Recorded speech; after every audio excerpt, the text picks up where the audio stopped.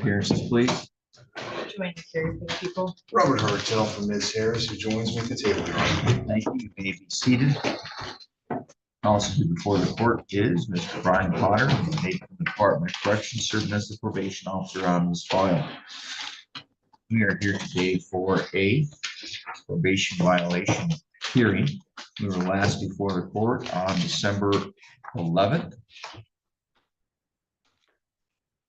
For that initial show cause. Defendant was released on a PR bond. There's a single count, and that is for failure to pay restitution and execution of a wage assignment. What are we doing today, Mr. Hartel? My clients advised me she'd be willing to do an admission, Your Honor. All right, thank you. All right, Ms. Harris, please raise your right hand. Do you swear or affirm that the information and testimony you're about to provide shall be the truth, the whole truth, nothing but the truth? Yes. You may lower your hand.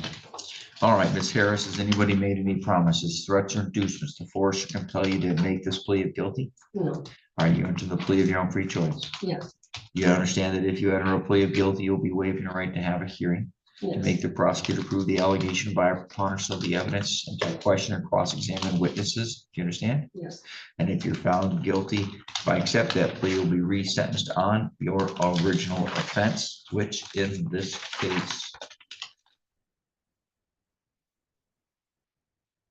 malicious destruction of a building with a value of 200 but less than a value of $1,000, which is a misdemeanor punishable by up to 1 year and or up to $2,000 for 3 times the amount of the property. Do you understand? Yes. Therefore, as of the single, no, just a single count. I'm trying to see if we had. Did we have a previous probation violation? No. No.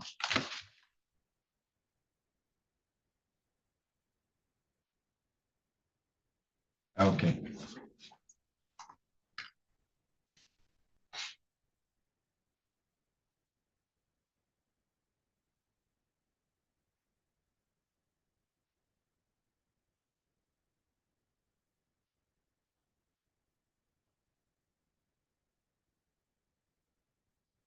Okay, disregard.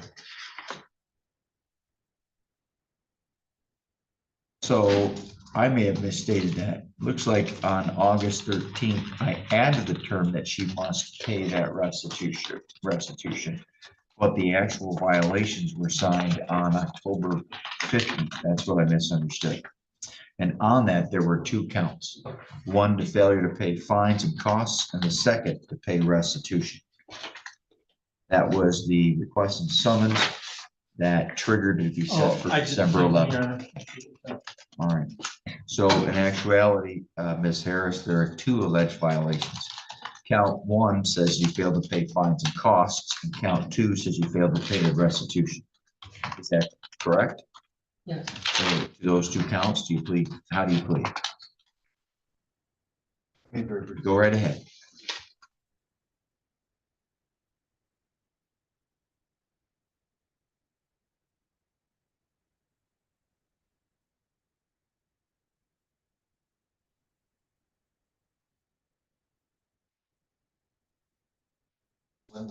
Yes, I still do admission.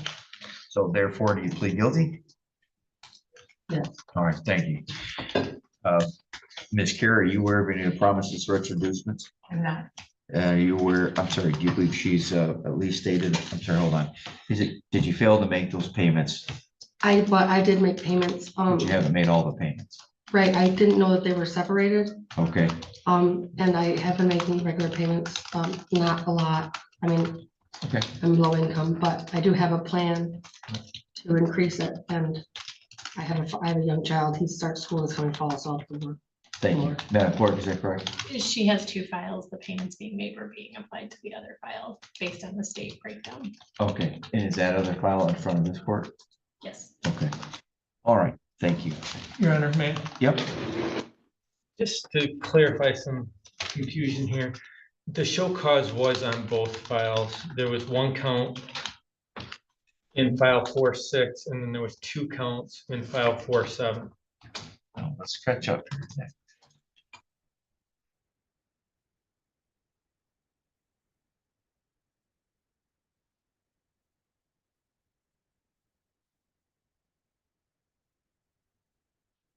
I don't believe we actually talked about the FTD at the original arraignment or original show cause date because we didn't think it was filed, but it had been filed.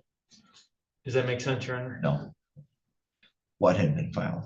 And sorry, hold on. She's got two files. One of them, the one ended in 4/7, deals with the MDOP. Correct. The other one is the FTD file. Yes. All right. And so you filed a show cause in this file. Clearly, that's why we're here. Yep. Did you file one in the FTD file? Yes.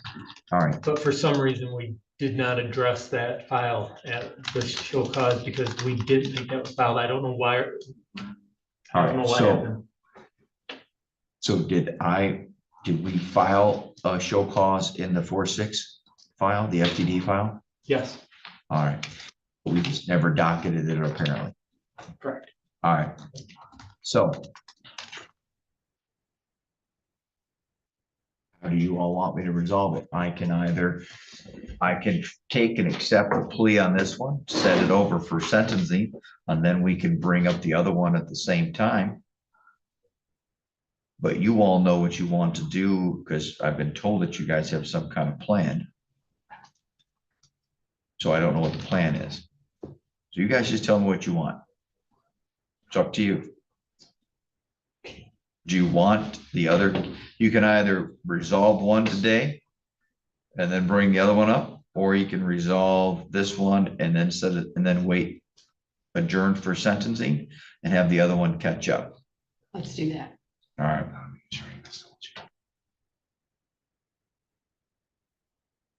So, Ms. Carey, are you aware, I've already asked you about the promises, threats, inducements. Do you believe she's provided a factual basis?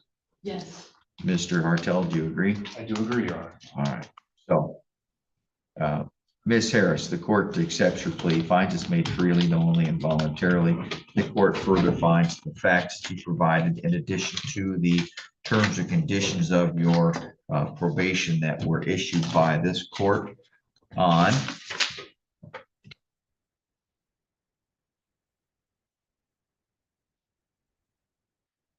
July 30th of 2024 and acknowledged by you on August 5th of 2024, satisfy the required elements need to accept the plea to counts 1 and 2 on the request and summons for a probation violation.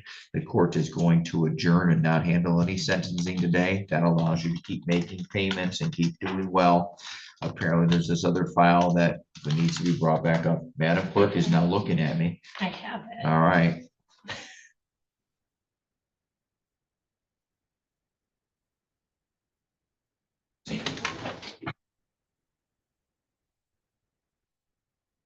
So I'm gonna call this case, call at this time, the other case, People of the State of Michigan versus Amber J. Harris, file 24-13846FH. And lo and behold, there's another copy of a request and summons. Only included a single count for failing to pay costs as directed. Mr. Carnes, I'm sorry, I don't know why I said that, Mr. Hartel. I'm going to conduct a brief arraignment here, okay? Thank you, Your Honor. All right, so Ms. Harris, in this particular file, there's only one alleged probation violation. That one alleges you violated Rule 7 of your terms and conditions of probation, which requires that you pay fines and costs. And that at the time, back on October 15th, when this was filed, you had only paid $170 and there remained an outstanding balance. On that particular file, Madam Clerk, what is the outstanding balance today? $1,562.80. All right. So in this particular file, you have all the same rights. You have the right to challenge that this allegation within a contested hearing. That hearing would be conducted within 14 days from today's date unless that time is waived by the parties. And you have the right to have the prosecutor prove the allegations by a preponderance of the evidence, the right to question and cross-examine witnesses presented against you, as well as the right to present witnesses, evidence, or testimony, and the right to remain silent and not have that silence used against you. Do you understand? Now, if you're found guilty there, either by plea or at a hearing, you'd be resentenced on your original offense. In this particular case, you were convicted of 3 counts of attempt to illegally use a financial transaction device. That is a high court misdemeanor punishable by up to 2 years and or up to $5,000. Mr. Hartel, what would you like to do? We would like to have that set out this time, Your Honor. All right, no problem. We'll catch it up. So the court's going to enter a not guilty plea on your behalf, Ms. Harris. The court's going to refer the matter to Mr. Hartel's office for appointment of counsel, so he gets appointed on that other file. Does that make sense? Okay. Then I'm going to I'll order to set that hearing for a contest.